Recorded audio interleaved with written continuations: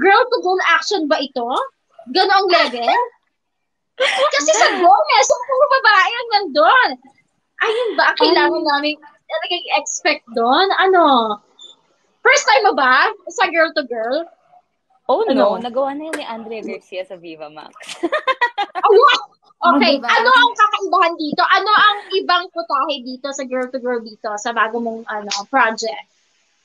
Dito naman sa Lovely Ladies Dorm, hindi lang siya girl to girl kasi kahit anong ma-imagine mo, makikita mo dito. Oh, gusto ko yun Kahit anong ma-imagine. Kasi limang babae yan, di ba? So, hindi naman pwedeng lahat kami pare-pareho ng mga relasyon. So, iba-iba yung mga magiging type ng relationship namin. At iba-iba din yung mga magiging experiment ng love scenes. Oh, Ang experiment ko siya. Hindi ko kinaya.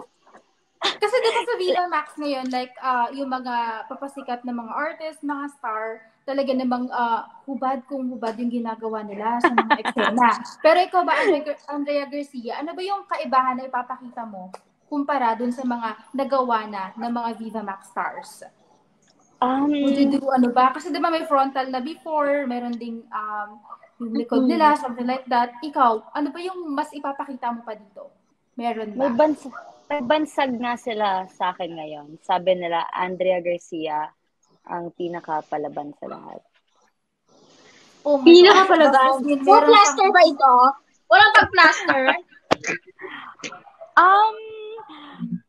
Panoorin niyo yung latest project ko, Pabuya. Tapos makikita niyo gano'n ka-daring. Diyos ko! Nakakaloka. Meron yun. Yung project ko kasama si Diego Loizaga at sila Frankie. Sabi nila, sinira ang Viva Max. Sinira?